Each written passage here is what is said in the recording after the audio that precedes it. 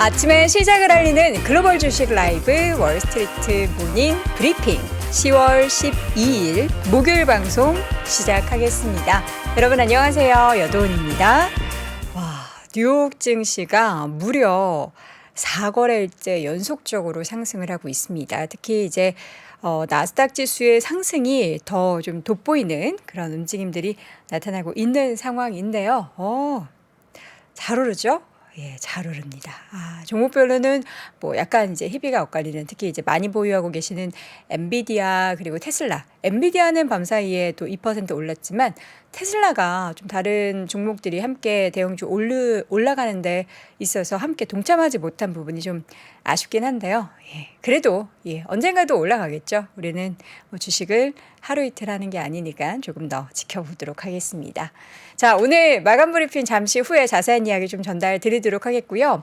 밤사이 뭐 PPI 발표가 있었고 또 오늘 밤에는 CPI도 발표 예정되어 있습니다. 이런 지표 발표 그리고 지금 또 시장에 나오는 시그널들은 어떠한 이야기들을 하고 있는지 잠시 후 IS 이주환 대표와 함께 이야기 나눠보겠고요. 오늘 월가의 소식도 미국 주식에 미치다 이항영 전문위원과 함께 자세한 이야기 나눠보도록 하겠습니다. 자, 3대 지수가 얼마나 올랐는지 사실 뭐 상승폭을 보면은 어떻게 보면 좀 미미하다라고 생각하실 수도 있습니다. 그럼에도 불구하고 계속해서 오르는데 저는 좀 방점을 두고 싶고요. 그 배경에는 국채금리가 계속해서 하향 안정세를 보이고 있다라는 건데 이게 참 불가피하게 좀 안 좋은 소식이 전해지자 미국 시장에는 좋은 시장의 분위기를 만들어낼 수 있는 그런 시나리오가 펼쳐지고 있어서 요거를 이제 마냥 좋아할 수는 없는 것 같습니다. 장중에 좀 출렁임이 있긴 했습니다. 다우도 장중에 좀 하락 전환했다가 장 막판에 또 상승으로 돌아섰고요. 그러면서 강보합권 0.19% 올랐고 S&P 500 지수도 장중에 좀 오후장 하락 전환하긴 했지만 다시금 싹 돌아서면서 장중 거의 고점 부근 0.43% 오른 4,370선 위에서 마감이 됐습니다. 자, 그리고 나스닥 지수는 장중 출렁임도 거의 뭐 없었다고 볼 수 있고요. 0.71% 가장 높은 상승률을 보이면서 13,650선 거의 660선에 박하는 그런 모습이 보였고요. 반면에 러셀 2000 지수는 나스닥이 올랐음에도 불구하고 약보합권에서 반등하지 못한 채 마무리가 됐습니다. 0.15% 소폭 하락 보였고요. 지금 국제유가 같은 경우에는 다시금 밤사이에 좀 크게 하락을 했습니다. 3% 이상의 하락을 보이면서 WTI 기준으로 배럴당 83달러 수준으로 좀 밀려났고요. 다시금 이 국제유가가 중동 정세에 대한 불안감 그 때문에 올해 뭐 100달러를 다시금 돌파할 것이다라는 우려가 있긴 했는데 어쨌든 다시 또 살짝 소강 상태에 접어들었다. 그리고 금 가격 같은 경우는 0.6% 오르면서 온스당 1,800 거의 90달러 선까지 다시금 조금 올라가고 있는 상황이 연출이 되고 있습니다. 자, 밤새 가장 큰 이슈였었던 것은 이제 생산자 물가 지표 PPI가 발표가 됐죠. 지난 9월 생산자 물가 지수는 전달 대비해서 0.5% 올랐습니다. 근데 이게 전달의 0.7% 상승보다 둔화된 것에 조금 더 방점을 두는 상황입니다. 그러니까 예상치 월가가 9월에 PPI 이 정도 올라갈 거야 라고 예상했던 게 0.3% 상승이었는데 이것을 웃돌면서 0.5% 이상 올랐습니다. 그럼에도 지난달에 0.7% 올랐는데 이게 좀 둔화된 거 아니겠어? 라는 것에 더 좀 의미를 부여하는 상황이었고요. 또 식품과 에너지, 무역을 제외한 9월의 근원 PPI는 전월 대비해서 0.2% 올라서 8월과 같은 수준을 나타냈습니다. 예상보다는 강했지만 앞서 이야기한 것처럼 전달 대비해서는 그 상승폭이 둔화됐다라는 그런 상황 속에서 장기 국채 금리가 10년물 일단 보면은 10bp 이상 하락하면서 4.5% 중반 선을 기록했습니다. 지금 뭐 4.7, 4.6, 4.5 막 이렇게 쭉쭉쭉 떨어지고 있는 상황이죠. 또 단기적으로 TMF 많이 투자하셨을려나라는 그런 생각이 좀 들고요.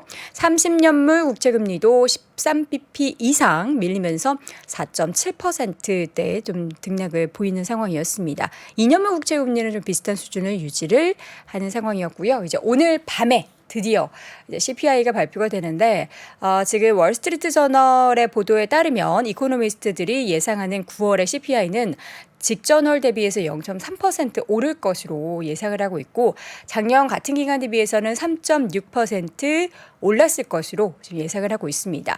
이제는 전년 같은 기간 대비해서의 상승폭보다 전월 대비해서 이게 얼마나 더 점점점 상승세가 둔화될 것인가에 대해서 많이들 관심을 갖고 있기 때문에 전달 대비 0.3% 상승을 얼마나 또 하회하는지, 그러니까 물가지표가 더 많이 떨어지는지를 함께 확인해 보셨으면 좋겠고요.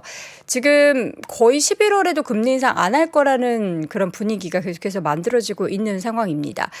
FOMC 의사록이 또 밤사이에 공개가 됐는데 이 내용을 보니까 다수의 참석자는 향후 회의에서 한 번 더 금리를 인상하는 것이 적절할 것으로 판단을 했으나 이제 9월에 그런 얘기를 했다는 거죠. 일부는 추가 인상이 필요하지 않을 것이다 라고 판단을 했습니다. 물론 다수가 좀 추가 인상에 대해서 적절한다라는 얘기를 했지만 인상이 필요 없다라는 쪽도 소수 있었다라는 거, 일부 있었다라는 것에 대해서 또 의미를 부여했고 또 이제 모든 참석자들은 인플레이션이 지속되고 있는 상황에서 목표치를 향해서 하락하고 있다라는 확신이 들 때까지 한동안 제약적인 정책을 유지해야 한다는 점에서는 동의한 것으로 나타났습니다. 그러니까 추가적으로 인상을 하지는 않아도 이 고금리 상태에서는 좀 상당 기간 당분간 유지를 해야 한다라는 의견은 전적으로 모두 동의를 했다라는 겁니다. 자, 이 가운데 S&P 500 지수 내에서 이제 어제 유가도 하락했고 또 엑스모빌 관련한 이슈도 하나 있어서 그런지 에너지주 하락을 했고요. 필수 소비재 쪽 요즘에 좀 계속 부진하죠. 그리고 헬스케어 관련된 종목들도 일부 하락을 했고 부동산, 유틸리티, 통신, 기술, 산업 관련한 종목들은 올랐는데요. 맵을 다 같이 보도록 하겠습니다. 자, 일단 빅테크 기업들 주가부터 쭉 한번 훑어보자면 마이크로소프트 1.23% 상승, 애플 0.79% 상승, 구글 1.8% 그리고 메타도 1.8% 올랐고요. 아마존의 주가도 1.8% 올랐습니다. 이 가운데 반도체 쪽을 보면은 약간 뭐 혼조는 보이긴 하지만 엔비디아 주가가 2% 넘게 올랐던 걸 볼 수가 있겠는데 필라델피아 반도체 지수도 평균적으로 한 1% 정도 올랐습니다. 뭐 계속해서 뭐 호평이 나오곤 있지만 새롭게 이제 TD 코엔이 엔비디아 목표 주가를 $700로 상향 조정을 했습니다. 현재 엔비디아 주가는 $468 기록을 하고 있죠. 현재보다 한 약 50% 정도 상승 여력이 있음을 나타내는 건데요. 어떤 이야기를 했나? 했더니 이제 뭐 비슷한 얘기입니다. 엔비디아는 생성형 AI 반도체 시장에서 독보적인 점유율을 가지고 있다. 향후 상승 여력은 충분하다라고 이야기를 했습니다. 자, 이 밖에도 뭐 인텔, 브로드컴 그리고 TSMC 등의 종목들도 각각 1%대 중후반대 상승을 기록했고요. 반면 지금 다음 주 실적 발표 예정되어 있는 테슬라 같은 경우에는 주가가 소폭 하락했고요. GM도 하락한 가운데 포드의 주가는 0.41% 소폭이지만 강세를 보였습니다. 자, 그리고 필수 소비재 쪽에 보면 월마트, 코스트코를 제외하고는 어제 좀 분위기가 좋았었던 펩시, 코카콜라 다 좀 하락을 했습니다. 펩시는 1% 하락, 코카콜라도 0.59% 하락 보였고요. 그리고 바로 옆에 있는 헬스케어 쪽은 1911은 뭐 계속 좋습니다. 어제도 반등폭이 괜찮았는데 오늘도 밤사이 4% 넘게 올랐고요. 암젠 같은 경우에도 4% 넘게 올랐는데 암젠은 그 수익 배수 확대 그리고 파이프라인 관련한 흐름이 굉장히 좋다라는 그런 긍정적인 평가 가운데 투자 의견 상향 조정 그리고 주가도 올랐습니다. 그리고 제약사 가운데서 이제 덴마크 제약사 노보노디스크 당뇨병 치료제 관련해서 뭐 계속해서 이야기가 나오는데 지금 임상 연구가 좀 성공적이다. 연구를 조기 종료한다라고 밝히면서 주가는 6% 넘게 상승을 하는 모습이었습니다. 자, 그리고 일부 종목 가운데서 이제 에너지주 여기 유독 빨간불이 보이시죠? 엑스모빌과 쉐보론이 각각 3%대 하락을 했는데요. 엑스모빌 같은 경우에는 원유 시추업체 파이어니어 내추럴 리소시스를 인수한다라는 소식이 전해졌고 3% 그러니까 인수하는 쪽은 돈을 쓰는 쪽은 하락을 했고요. 반면 또 그렇다고 이 피인수당하는 쪽이 많이 올랐느냐? 그렇진 않았습니다. 1% 정도 상승하는 모습이 기록이 됐고 또 국제유가 하락하는 속에서 좀 주가가 바로 좀 영향을 미쳐서 함께 대표적인 두 기업은 하락세를 보였다라는 부분이 확인이 됩니다. 또 이제 어제 상장한 회사가 하나 있었습니다. 저희가 이 지난주였나 지지난주에 한번 말씀드렸는데 여러분들도 여기 이 브랜드 신발 한 번은 신어 보셨을란가요? 예, 버켄스탁 독일의 신발 회사.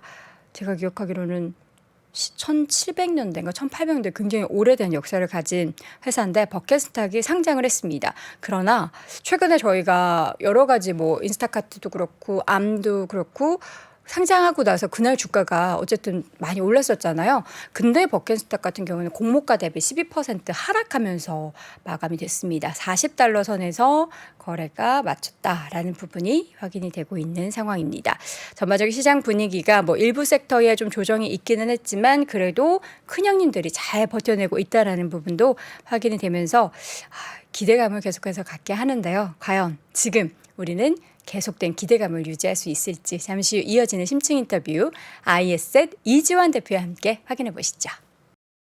네, 월스트리트 모닝 브리핑 함께하고 있는 시각 6시 이제 42분 막 향해 가고 있고요. 시청자분 중에서 이제 버켄스탁 여름에 신는 신발을 지금 상장하면 어떡하나 이렇게 글을 올려주셨는데 버켄스탁이 안에 털 있는 것도 있지 않아요? 이렇게 약간 양털 이런 버전도 있는 걸로 아는데 약간 지역별로 다른가 싶은데 어쨌든 뒤에 이렇게 막아서 약간 남학신처럼 생기고 그런 버전도 있고 이게 좀 나라마다 다른 것 같아요. 우리나라에 뭐 어떤 제품들이 수입되는지는 모르겠지만 있습니다. 예. 버켄스탁 얘기 잠시 후에 또 우리 이항현 위원님이 해주실 것 같은데 확인을 해보면 좋을 것 같고요. 이번에는 심층 인터뷰 IS셋 이지환 대표와 함께합니다. 대표님 어서 오세요. 안녕하세요. 자 이제 오늘 시장 이야기 해봐야 될 텐데 어떻게 제가 이제 앞서서 긍정의 이 흐름이 계속해서 이어질 것인가 어떻게 결론부터 저는 뭐 지난주 차익일 때도 긍정적인 부분을 말씀드렸는데 지금도 뭐 저는 이제 일단 매크로적인 부분을 말씀드릴 때는 부위는 변함이 없고요. 저는 긍정적으로 볼 필요가 있다. 다만 이제 섹터 종목별로 이게 국제 수익률을 넘어가는 쪽과 넘어가지 못하는 쪽의 차별화는 이제 계속 진행될 거다라는 관점 말씀을 좀 드리려고 하고 지난주 이후에 그 정치 주변 여건 상황은 굉장히 어려워졌지만 미국 증시는 4일 연속 반등을 했습니다.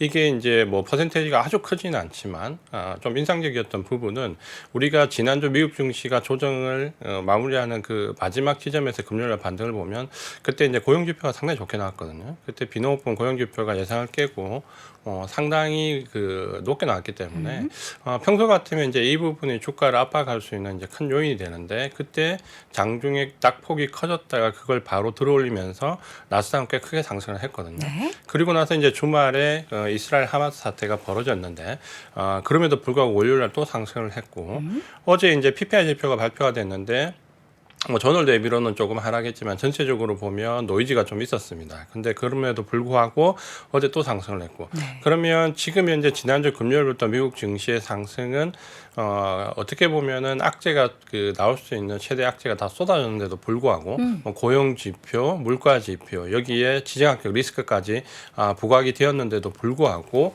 상승했다는 점에서 조정의 가격 조정이 어느 정도 마무리될 수 있는 국면이다라고 우리가 좀 판단을 해볼 수 있을 것 같습니다.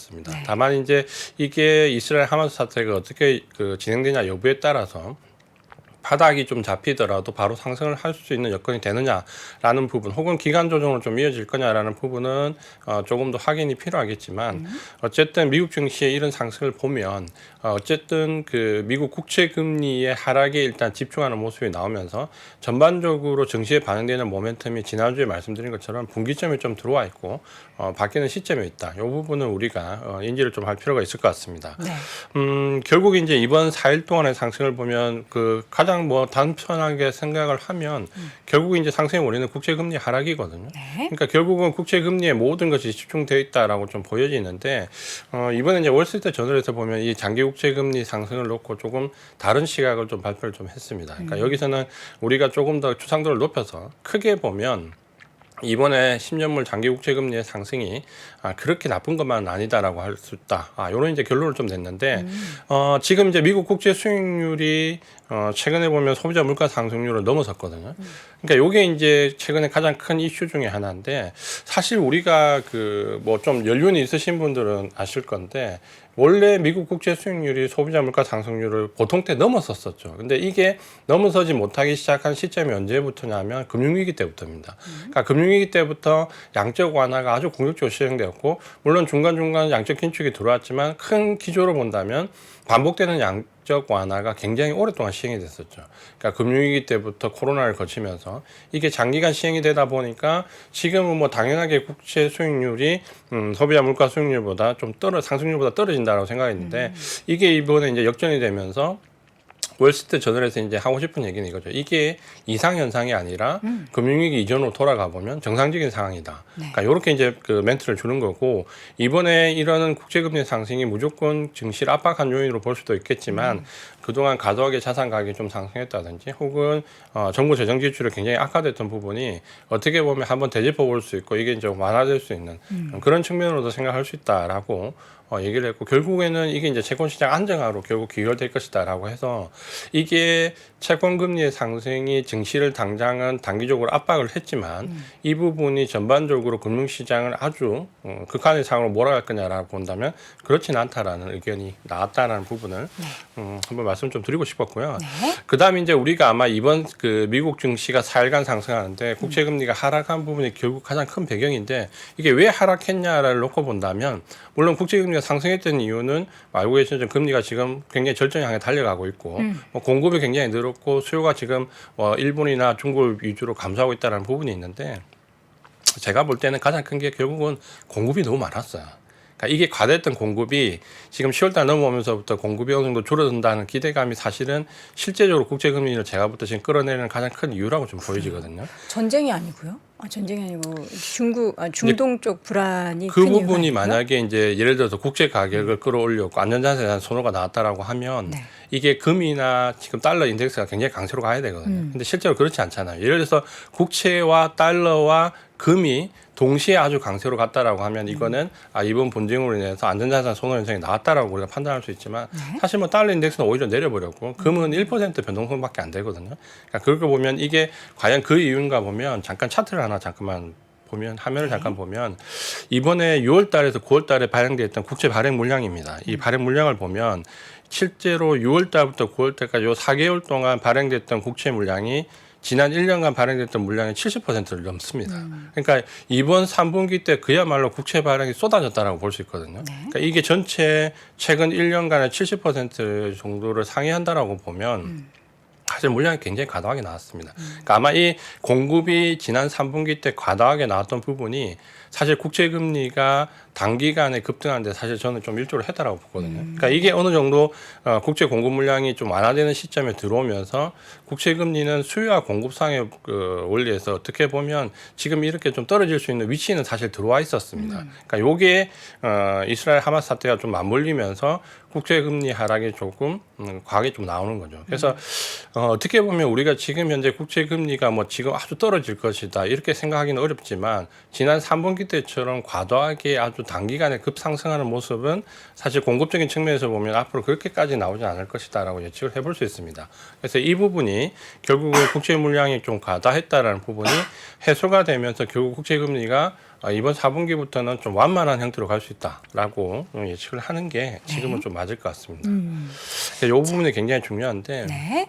이제 오늘 이제 FMC에서 그 의사록이 좀 공개됐는데 뭐 별 내용은 없었습니다. 자, 그러니까 우리 숨 좀 우리 조금 쉬면서 우리 이지한 대표님이 오늘 제가 봤을 때는 할 얘기가 많으셔가지고 이렇게 템포가 빨라지시는 것 같은데 그렇죠. 네, 첫 번째로 증시 모멘텀의 전환 시점 이제 국채 쪽에 대해서 말씀을 해주셨고 이제는 두 번째 FOMC 의사록 공개 그리고 전반적인 분위기가 살짝 뭐 매파적인 기조가 여전히 있기는 하지만 그래도 시장은 매파와 비두기파적인 얘기들이 나오면 비두기 쪽에 더 이렇게 막 가서 의미 부여를 더 많이 하는 것 같아요. 그게 이제 인식의 변화고 그 인식의 변화가 파월의 입을 통해서 이제 가장 많이 영향을 받는다라고 네. 좀 보는 게 맞을 것 같고요.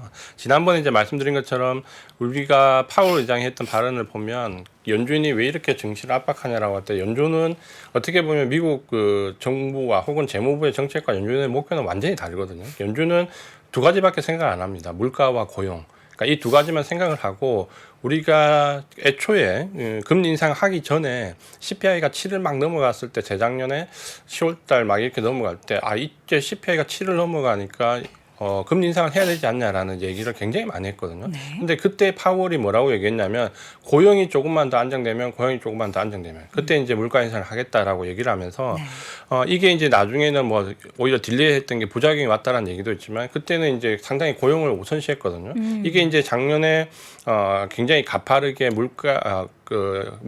금리를 인상하면서 물가 안정이 고용이 타이트한 부분이 완화되어야 된다는 쪽으로 이제 좀 바뀌었죠, 기조가. 네. 그리고 최근에 이제 9월달 FOMC에서 파월의 발언이 다시 바뀌었습니다. 그러니까 이전에 고용을 우선시했다가 물가를 세컨드로, 그다음에 금리 인상 기간에는 물가를 퍼스트로, 그다음에 고용을 세컨드로. 그럼 지금은 다시 고용을 퍼스트로 바꿨죠. 그래서 지난번 9월달 FOMC에서 강력한 고용을 유지하기 위해서 인플레이션을 잡아야 된다라는 쪽으로 고용을 퍼스트에 뒀죠. 그러니까 이게 이제 다시 기조가 바뀌었다는 거고, 그게 이번에 이제 FOMC 의사락 공개를 보면 대부분의 연준 위원들이 25bp 인상을 어느 정도 기정사실을 했지만 소수 의견으로 이 정도 국제금리가 상승하면 긴축 효과가 충분하다, 추가로 인상할 필요가 없다라는 얘기가 이제 나오기 시작한 거죠. 그러니까 이런 연준의 기조 변화는 어떻게 보면 지금 9월달 FOMC부터 이 증시에 반영되는, 전반적으로 경기에 반영되는 모멘텀 자체가 지금 이제 바뀌고 있다라고 보면 사실 증시가 이런 변동성이 상당히 혼란스럽고 불규칙하고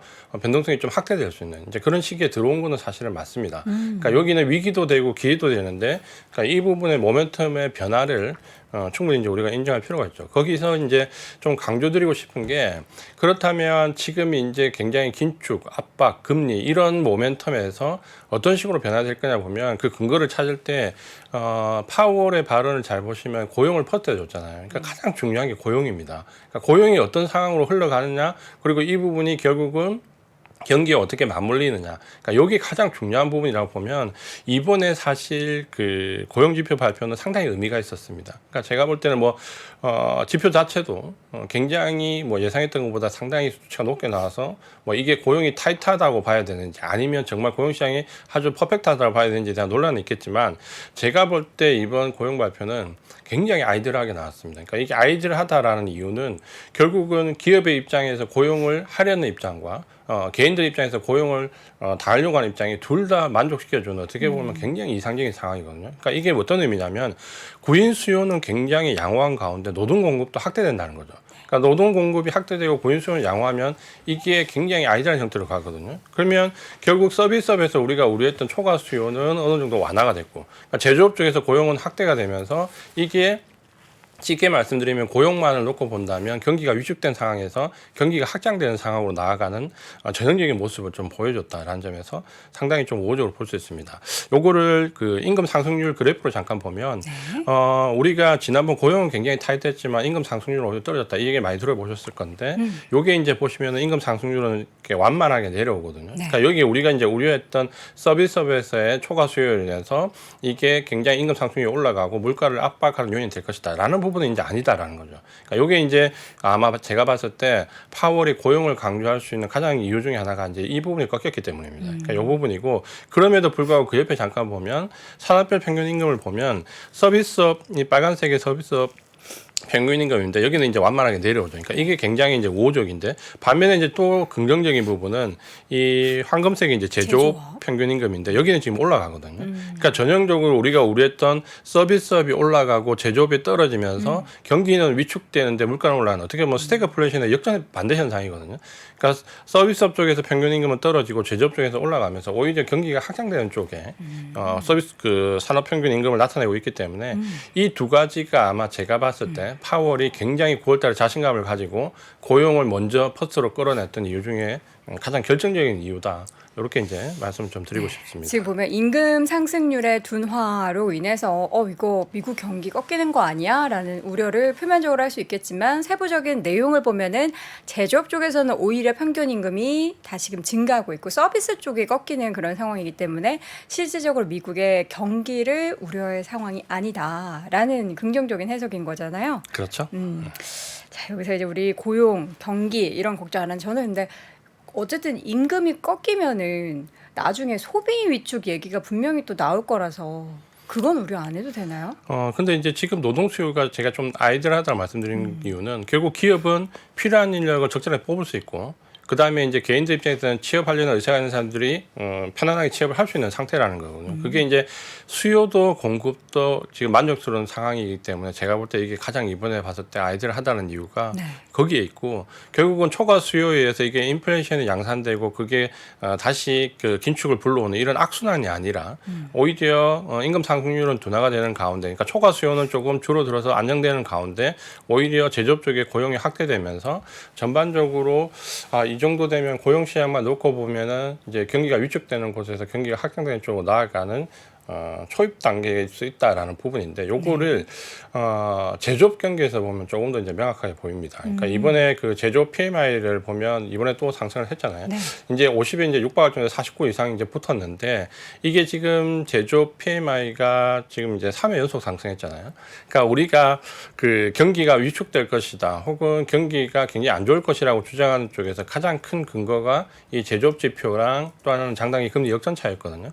근데 지금 이제 이런 제조업을 놓고 이제 경기가 위축된다고 얘기하기는 이제 조금 어려워졌죠. 왜냐하면 이제 3회 연속 상승을 했고, 물론 이제 여기에는 다른 해석도 있습니다. 그러니까 제조업 경기에 선행하는 지수가 재고 지수와 그 신규 주문 지수인데 그 재고 지수는 많이 줄었지만 반면에 이제 신규 수요도 많이 줄었기 때문에 이게 착시 현상이다라고 주장한 쪽도 있는데 최근에는 이 신규 주문 재고 그 레이티오 비율을 감안하더라도 잠깐 차트를 보면 신규 주문과 재고를 감안한 레이티오 비율도 지금 보면 다시 이제 상승 전환을 했거든요. 네. 그러니까 이 부분을 보면 ISM 제조업 지수도 상승 전환을 했고 신규 주문과 재고 레이티오도 보면 역시 이제 상승하는 모습을 좀 보여주거든요. 그러니까 이게 긍정적으로 보면 결국은 제조업 쪽에서의 뭔가 고용과 지금 지표 상승이 나온다라는 부분인데 요게 이제 조금 인상적인 거는 이전에 이제 제가 말씀드렸던 보통 우리가 긍정적으로 보는 쪽이 제시하는 지표는 저도 이제 주로 말씀드렸던 게 실물 지표입니다. 네. 그러니까 실물 지표가 생각보다 나쁘지 않았다는 것과 EPS 가이드에서 상향되는 요 두 개가 이제 긍정적으로 얘기하는 측이고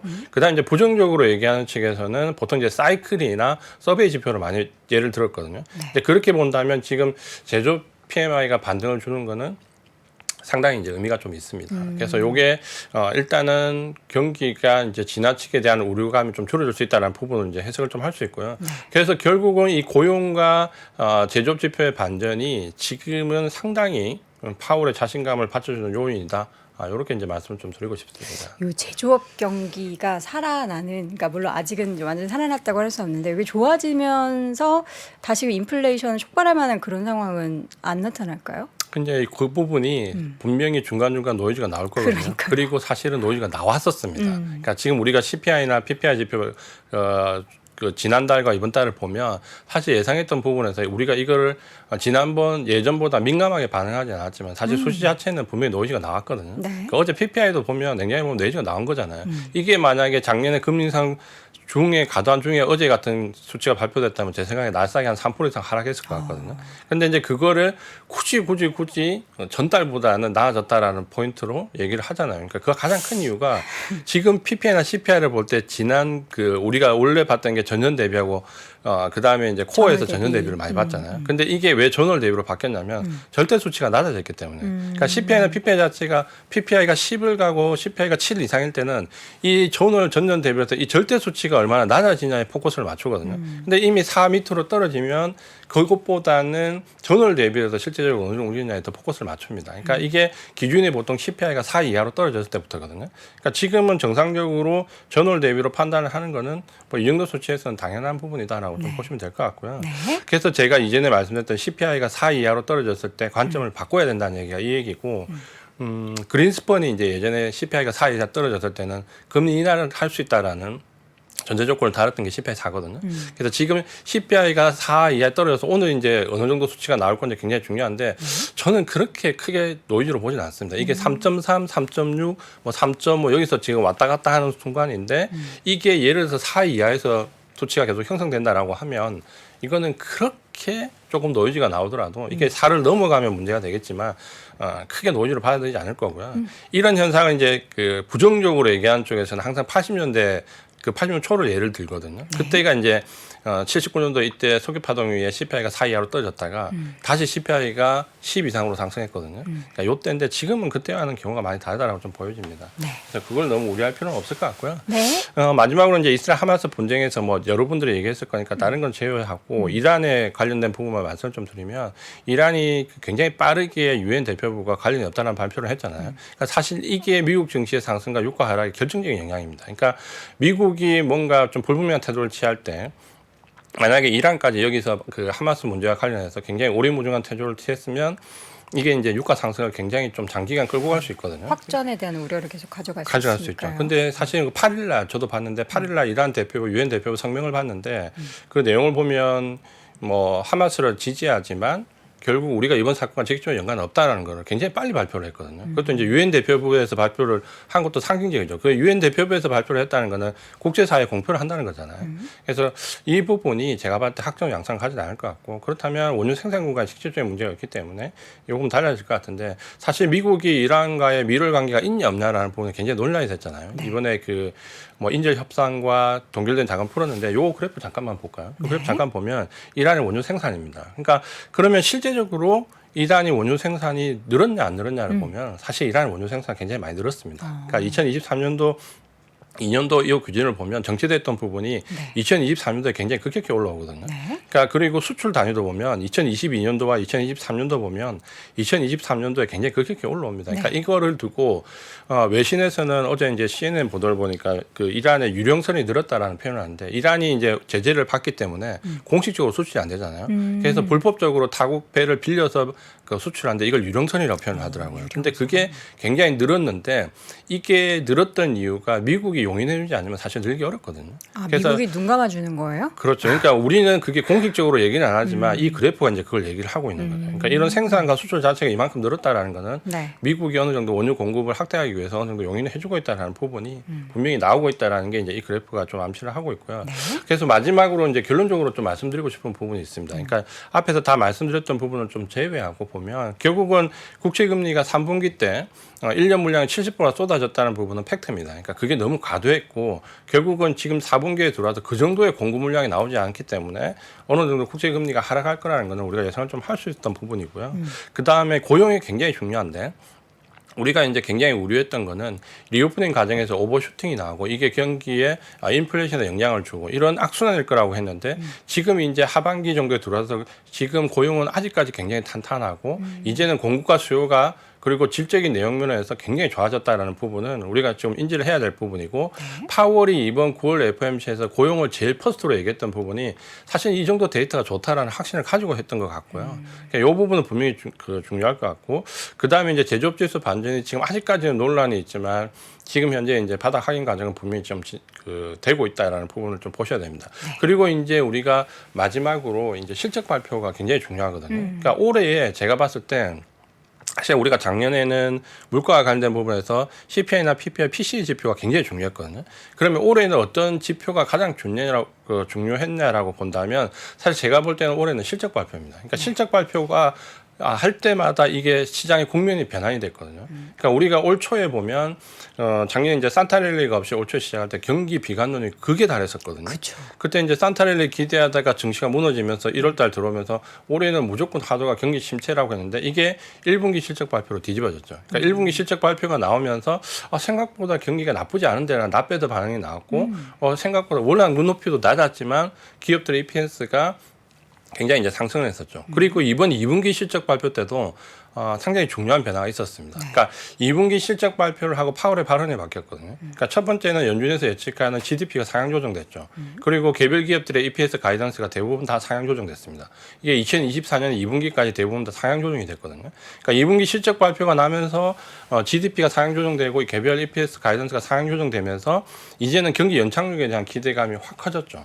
그러니까 이게 이제 그 2분기까지 실적 발표고, 그렇다면 이제 이번 3분기 실적 발표는 증시에 어떤 변화를 유도할까? 우리 3분기도 굉장히 눈높이 낮거든요. 그쵸. 지금 보면 가이던스가 굉장히 낮기 때문에 만약에 3분기 실적 발표가 이루어지면 제가 봤을 때는 사이클 지표에 대한 해석이 반전될 것 같아요. 그러니까 이제는 실물 지표만 놓고 경기가 나빼더라는 표현을 했다면 계속해서 경기 침체 우려감을 가져왔던 이 사이클 관련되어 있는 지표에서 이게 노랜딩에 가까운 발언이 이제 그 파월의 입에서 나왔듯이 노랜딩에 대한 기대감은 이제 나올 수 있을 것 같아요. 그러면 3분기 실적 발표를 그 계기로 해가지고 증시는 또다시 바뀔 수 있는데, 노랜딩에 대한 기대감이 나오면 제가 봤을 때 증시는 단기적으로 랠리는 좀 나올 수 있습니다. 그러니까 이 부분을 좀 본다면 이번에는 이번 이스라엘 하마스 사태가 좀 단기적으로 영향을 주겠지만 결국 이제 증시 모멘텀은 제가 봤을 때는 국제 금리 쪽에서 결국은 이 경기 쪽으로, 그리고 기업들의 3분기 실적 쪽으로 아마 이제 모멘텀이 좀 바뀔 가능성이 상당히 높습니다. 그러면 우리 개인 투자가분들은 생각해야 될 부분이 실적 가이던스가 상향되는 쪽과 국채 금리에서 상당히 멀어지는 섹터를 구분을 해야 될 거고, 이제 투자의 방향을 그쪽으로 잡아야 되겠죠. 그러면 국채 금리에 대한 투자도 지금 충분히 고려할 수 있는 시점이 이제 와 있고, 국채 금리를 넘어서서 국채 외에 주식에서의 투자는 계속 강조를 드리지만, 이걸 넘어서는 섹터는 구조적으로 성장성을 가져가는 AI 반도체라든지 계속 이쪽으로 꾸준하게 관심을 가지시는 게 좋다. 이 말씀을 드리고 싶습니다. 알겠습니다. 자, 지금 시장에 있어서의 뭔가 변곡점, 변화, 그 시그널들을 하나씩 또 요목조목 따져봤고요. 앞으로 또 투자를 어느 섹터에 해야 되는지까지 이야기 나눠봤습니다. 오늘도 ISET 이지환 대표 함께했습니다. 대표님 고맙습니다. 고맙습니다. 외환위기 오는 거 아니에요? 금융위기 오는 거 아니에요? 이런 질문들을 좀 굉장히 많이 받았었습니다. 탐욕이 되게 강했을 때 위험자산으로서의 극단적인 쏠림이 나타나고, 공포감이 극에 달했을 때 안전자산으로서의 극단적인 쏠림이 나타나거든요. 과거의 일이 미래에 똑같이 일어난다 이건 아니지만, 그때 당시에 위기 상황에서는 어떤 공통점들이 있었는지를 보면서 우리가 대비를 하는 방법도 고민해 볼 수 있고요. 과거를 제대로 이해하는 순간 위기의 실체가 드러납니다. 오건영의 현실 경제 이야기를 서점에서 만나보세요.